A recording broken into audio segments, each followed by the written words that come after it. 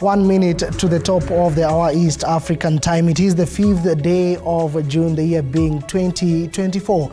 I trust that you're well from wherever you're joining us. This is TV47 News Now. Shall we place you ahead of the curve matters news here on TV47? But first, the highlights. The Institute of Engineers of Kenya say some of the proposals in the finance bill could lead to influx of poor quality products in the market. Prime Cabinet Secretary Musalia Mudavadi says the government has set up an elaborate secretariat made of government bureaucrats and strategies that will spearhead Raila's African Union Commission bid.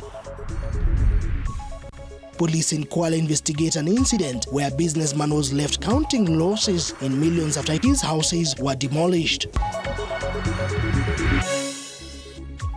Once again, welcome to the broadcast. This is TV47 News Now, and my name is Moige William. Now, let us give you those up-to-date information. Starting off, Kenya has formally joined the International Vaccine Institute as a member state. Kenya's accession to the IVI strengthens the nation's resolve to achieve self-reliance in vaccine production. President William Ruto said at the ceremony held to mark the country's ratification of the IVA Treaty at the agency's headquarters in Seoul, South Korea on Wednesday. The head of state pointed out that the increased vaccine availability will enhance the delivery of Kenya's primary health care and adequately support disease prevention, further emphasizing the commitment to reduce reliance on external manufacturers of vaccine and other pharmaceuticals. President Ruto said a tripartite agreement between the IVA and also Kenya Advanced Institute of Science and Technology and the Korea Advanced Institute of Science and Technology will further boost the continent's plan for cutting-edge research and training and consequently a resilient healthcare system. And we are taking effective measures to prepare Kenya and Africa for future outbreaks, epidemics, pandemics, and other health emergencies by translating this commitment into tangible results within a time that we are scaling. Furthermore, as Kenya graduates from dependency on donor support for the supply of routine vaccines to support primary immunization, the partnership and collaboration whose successful culmination we are witnessing here today will guarantee sustainable self-sufficiency in the supply of these commodities as we make our health provision in Kenya a truly bottom-up affair. This will go a long way in fulfilling a fundamental objective of the universal health coverage strategy pillar of our bottom-up economic transformation agenda. All right, that is President William Ruto still out of the country in South Korea now. Coming back home and to a neighboring county, that is the county of Kajiado, whereby stakeholders in the environment sector in Kajiado County joined the rest of the globe in marking World Environment Day. The group's Hearts of Green Nangong Hills Rua together with environmental activists in Kajiado North planted more than 2,000 tree seedlings in Ololua Forest as part of increasing the number of trees in the forest and conserving the environment. During the event, environmental activists urged the community at large to support conservation activities by planting trees. Further, they noted that planting a variety of trees helps in mitigating the effects of climate change.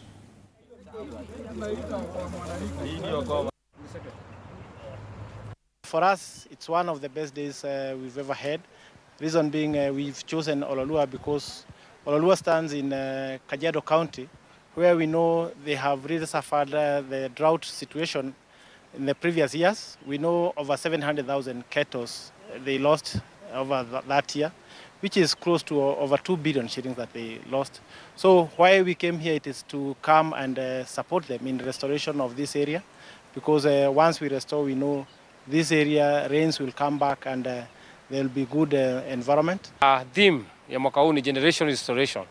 Tunajaribu kureverse climatic changes ambazo zimekuja kuathiri misitu yetu kwa kupanda upanzi wa miche na hasa kupanda miche ya kiasili ambayo itakuja kuboresha sehemu hii na pia kuongeza value kwa hii Ololo forest. And there will be no forest without rivers.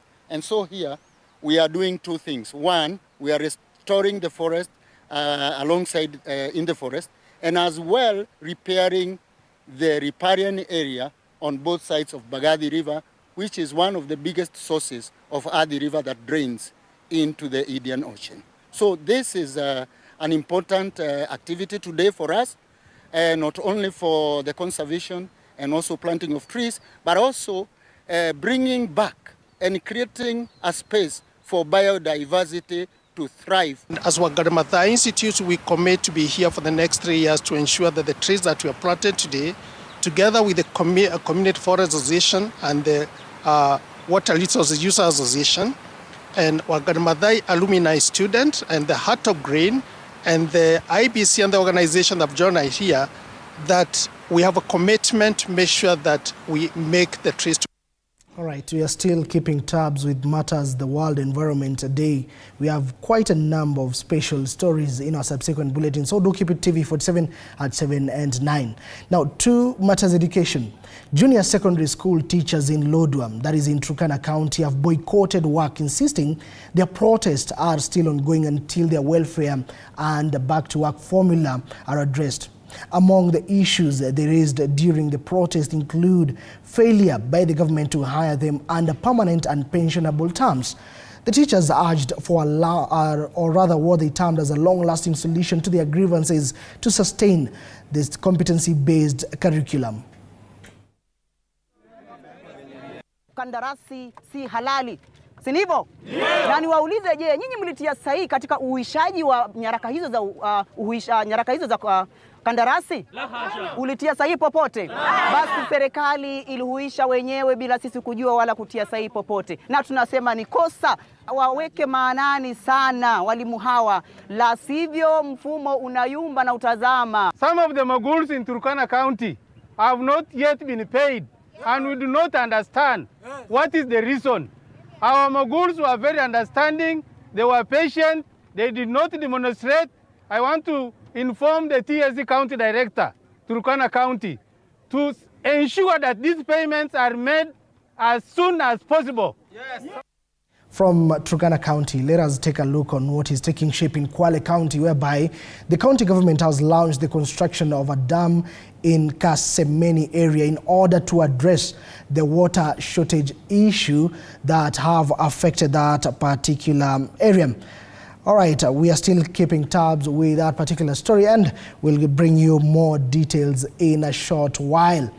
Now, police officers in Kwale County are investigating a demolition that left businessman Salman Jubair suffering an estimated loss of more than 1.7 million shillings. The demolished houses were built on land that are said the businessman had rented from the Posta organization. Salman has stated that an identified group of men invaded and demolished his houses without notice. County Police Commander Stephen Ngetich, while confirming that particular demolition, had this to say. Who did this? With whose permission? Procedurally, I'm not a policeman, but any demolition must be well sanctioned, and after well processed, it must be well sanctioned to go to term. I mean, a court gives an order. That has been a good sanction. That's now a process. That order must be presented to the nearest police station, and the same police station is supposed to relay this thing to the headquarters IG. After that is when these things can be carried about in the presence of both parties. Wonder, a very interesting thing. Why does somebody have to remove buildings which were done at a cost unless that person or that party is being out of malice? It's not logical in this country. We are investigating a case of malicious damage to property which occurred in the post office premises here in Kwale town, which occurred on 24th of May this year. That was on Friday. And we have recorded statements from the complainant, and We're still on course. We're still recording other statements. We are closing in on the individuals who are alleged to have committed this crime.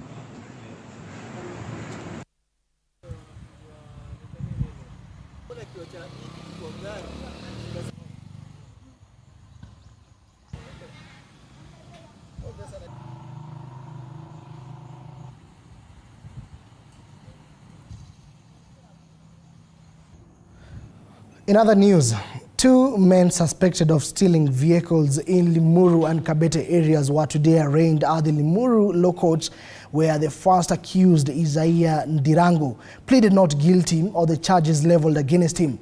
The Limuru Law Court, through Judge Jared Magori, accused the first suspect, Isaiah Ndirango, of stealing a lorry worth 4 million Kenya shillings in Rironi area, that is in Limuru constituency.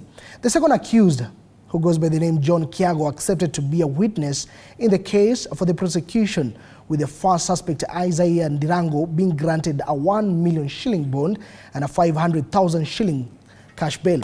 The case will be mentioned on June 18th and heard in August. Uamuzi walipeana file kwa ofisi ya kiongozi wa mashtaka na uamuzi kafikiwa kwamba mshukiwa wa kwanza atashtakiwa, lakini wewe utachukuliwa kama mshahidi wa pande ya mashtaka. Kwa hivyo naomba hii file ifungwe ndio huyo mshukiwa wa kwanza aweze kusomewa mashtaka. The accused is admitted to a bond of 1 million shillings with one surety of similar amount or a cash bail of 500,000 shillings. Hearing on 6th of August before this court, mentioned on 18th of June. Moving away from the corridors of justice now to a topic, the country. The Institute of Engineers of Kenya has opposed some provincials of the Finance Bill 2024, insisting that they will make the already bad economic situation worse. Appearing before the Finance and National Planning Committee this afternoon, the IEK president, that is Shama Kiteme, said removal of tax exemptions for the manufacturing and construction sectors will likely deter investment in manufacturing, plastic recycling, and the construction of specialized hospitals. The engineering body decried restriction of VAT exemptions on specialized equipment. Civil, electrical, mechanical, biomedical, mechatronic, agricultural, all the specializations in engineering. We had the privilege this morning to present our views on the Finance Bill 2024 to the Parliamentary Committee on Finance, and we are very grateful that we have had occasion. Some of the proposals we have given are aimed at improving the business environment.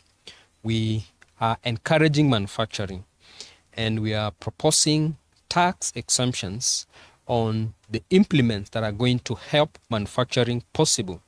We're very strong on encouraging industrialization, because when we build industries, then we create employment opportunities, and we, encourage the growth of our economy. We focus also on the issue of taxes being imposed on the housing fund. And we have had a conversation with MPs that, in our view, this is going to suppress the construction industry. We're also encouraging taxes being imposed on construction materials to be waived, because this is going to create an enabling environment where we are going to have a vibrant construction industry. Now, when we have a vibrant construction industry, we have our economy growing, we have employment opportunities created for engineers, for technicians, for technologists, and we believe this is good. The contribution of our construction industry to the GDP of this country is significant. And so it's in the interest of this country that the MPs consider our prayers that we've submitted as engineers, so that we are going to encourage manufacturing, because when we have manufacturing, and we have given an example of affordable housing, we're talking about 200,000 housing, 2 million houses or so. And the illustration is, when you talk about these houses, they need manufactured implements with doors, windows, hinges, screws, and all that. When you create tax exemptions to manufacturing, then you're creating an atmosphere where these implements or these parts are going to be manufactured locally. We are going to discourage importation, because the current situation, or the situation that portends currently, is that it is cheaper to import steel, for example, from China, as opposed to manufacturing it locally. So our conversation and the prayers we have made to the Committee on Finance, the Parliament considers, is that we remove this kind of taxes so that we can encourage local manufacturing. All right, still on matters Finance Bill 2024. The Matatu Owners Association is asking the government to consider scrapping off the 2.5% motor vehicle annual tax in the Finance Bill 2024, that is the Finance Bill 2024. MOA chairperson, that is Albert Karakacha, said the tax is a death sentence for the budding automotive industry in the country. The association has vowed to oppose the 2024 Finance Bill as it will affect their businesses, saying they already pay taxes through the fuel levy and insurance. How is it going to affect our business? Because we still pay other taxes. If you go to fuel levy, we are paying taxes through fuel levy. Still, even in insurance, we are still paying taxes. So we are just telling the government that that 2.5%, as the association, we believe it cannot support we cannot be able to support it, because the same vehicles are the ones which are carrying the hustler. So we are urging the government not to put that